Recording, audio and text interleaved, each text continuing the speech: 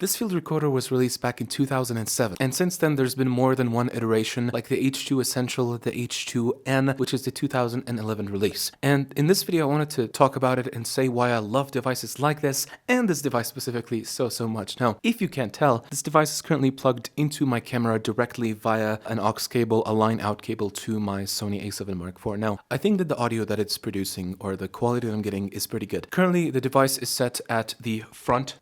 I don't know if you can see it, but it says it's in the front. Now, this device can pick up sound from the front, from the back, both 4 channels, 2 channels, and it just sounds wonderful. Now, let's get to the specs of this device. This device is only 110 grams without the batteries, which is incredibly lightweight. Now, to be fair, the build quality is also not that good. It's made completely out of plastic, and if you squeeze it hard enough, it can show signs that it's being affected, which is a sacrifice some people are willing to take, getting a lighter body that's more portable for the price of that. Now, this piece of foam is not necessary. There's a built-in foam, but I'm just more comfortable recording like this because I'm not monitoring myself. Now, on the device itself, I'm going to try to show you the device while also staying on video, but the sound may be affected a little bit. So on the right side of the device right here, you can see there's a line in. There's a gain dial, which doesn't go from like 0 to 100. It just has low, medium, and high, which are pretty good presets. Like the high is way too much for me and any of my use cases. Medium is also a little bit high, but low is fairly quiet. And the self noise, or the noise in the preamps in here, they're not bad, you know. It's never really great, but it's way more than good enough for, let's say, 90% of use cases. So here's external mic, this is a gain, this is a line in, and this is the USB port, which by the way still works on Windows 11. You can just plug this to your PC and you should be able to download the old drivers, and it still should recognize it as a USB microphone or an audio interface. Now, you can only plug an external microphone that's going to be a bit lightweight because, as I said, the preamps on this are not going to be too great. So if you do decide to plug anything that's like a dynamic microphone, the noise is going to be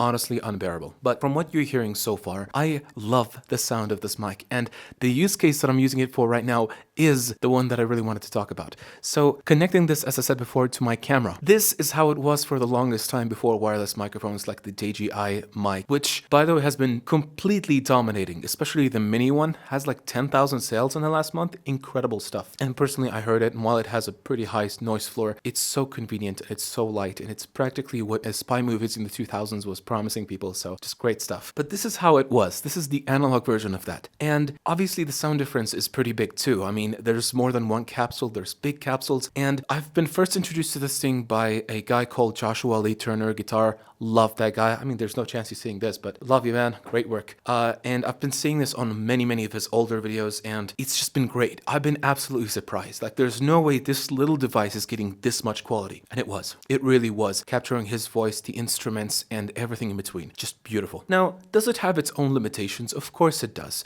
This device especially... Now, I sound like I'm praising this device an incredible amount. Surely there's a bunch of drawbacks. I mean, this device is 18 years old, for God's sake. Something has to be up. Yes, something is up. And unfortunately, it starts with the memory card. Now, the memory card that this device can handle is, respectfully pathetic. I mean it, pathetic. It is sad. Again, it's old as heck. I understand limitations, but this device can handle between 32 megabytes and 2 gigabytes of storage, and that is it. Now, on the settings that I have going on right now with I have like a 512 megabyte SD card inside of this, and it can only record for about 43 to 45 minutes. That is really bad for today's standards. It's really bad. Now, you can obviously lower the settings and only record in MP3 and lower the bitrate and so forth, but come on, can't just keep doing that. Plus, where are you gonna find a 512 megabyte thingy? Now, you might be like, all right, we'll just use a 2 gigabyte and you should be able to keep the battery going for at least four times more.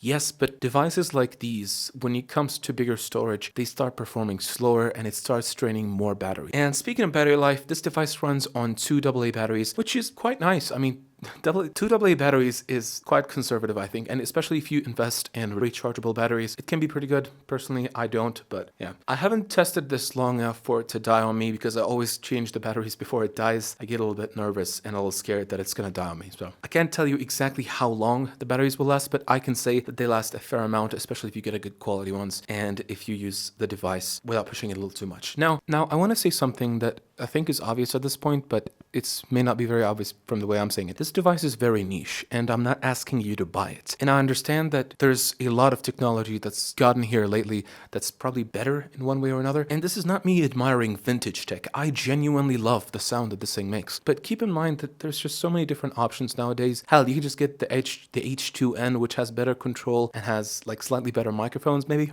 but personally, I just love the ones that are built here. Now on the left side, I have the aux out right here.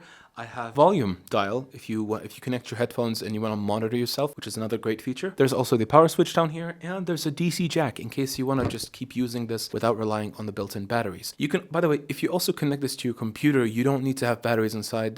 The PC can power it just fine, which is great. It's awesome. Now, say you decide that you love the sound that this microphone has. How can you get a more modern version, or something that is more future-proof, or something that just generally doesn't have any issues or drawbacks? The option for that would be the Zoom H1 Essential. I think there's a 32-bit variant if it's not already 32-bit, but the Zoom H1, for anyone interested in video making, film making, recording videos of any sort, or even audio, or even playing, or anything, for God's sake, I love and I recommend the H1N so much, or the H1 Essential, I guess, or the H1N is great too. It sounds really good. Now, the preamps have a ton of noise on that thing, at least. I mean, they're not gonna be worse than this, but you know, for some people it can be a little bit much. Now I'm gonna go quiet so you can hear the preamp sound going on here, and you tell me how you think of it.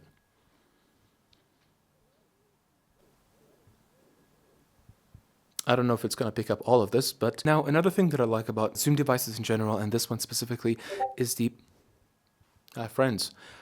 What I like is that these devices have built-in effects like compression. There's tuners for your guitar and stuff like that. Zoom as a company, and the H lineup and the F lineup for me, have been absolutely amazing. They're as analog as it gets with digital devices. The batteries are replaceable, the memory cards are replaceable, the mics sound great. The devices themselves are not that repairable, but they are very compact, and the customer service is also pretty good. Now, for a device like this, I think I should also tell you about how it works, generally speaking. So the sound is going to get a little bit different, but this is how it works. Now, I tried to change the input to the rear of the mic, but since I'm already recording and it's plugged, I can't do that. But anyway, you can use these to change the recording levels, get them higher or lower if you want to use the high, medium, or low on the side. There's a record button, which you have to click twice in order to start recording.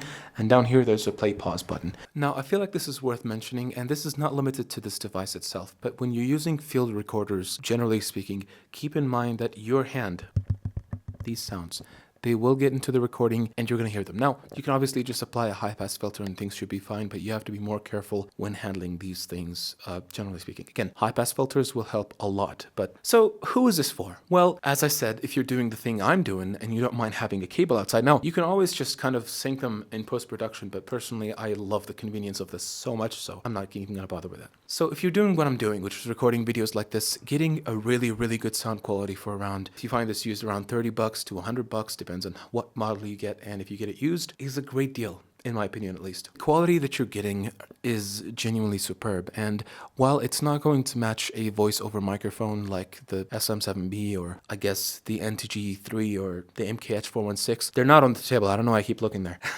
Generally speaking, for the price, they're going to be way more than enough. You just have to put your settings straight and get things going. Now, it's hard to describe exactly who else is this for. You can also use this as a USB microphone, as I said before, or as an audio interface. It's just so versatile. And the fact that it just handles the test of time in every way, shape, and form. You could have seen a video that came out on YouTube back in 2007, and you would have seen this mic. And I'm using it right here, and it still sounds good. Now, some limitations like the bitrate has changed quite a lot since then. The recording size, the fact that the files are not that great in size, and also the fact that the build quality is also not good, you know, relatively speaking. But all of these things are things I'm willing to handle, I'm willing to take care of, and I'm willing to bear for the quality that I'm getting here. If you have any questions about this device, or if you would like, if you have any comments and stuff like that, please keep them down below. I apologize for not uploading much. I'm changing, as you can see, I'm changing the camera, I'm changing the settings, I'm changing a lot of stuff because this YouTube thing is just, I don't know, maybe it's just not for me, but yeah. Anyway, I hope you enjoyed this video. If I don't think I'm going to find a new link for this, but I'm going to have some links in the description for mics like this. If you do decide to buy those, I'll appreciate you forever. I hope that you take care of yourself and you have a wonderful, wonderful, wonderful day, and the battery is about to die. Goodbye.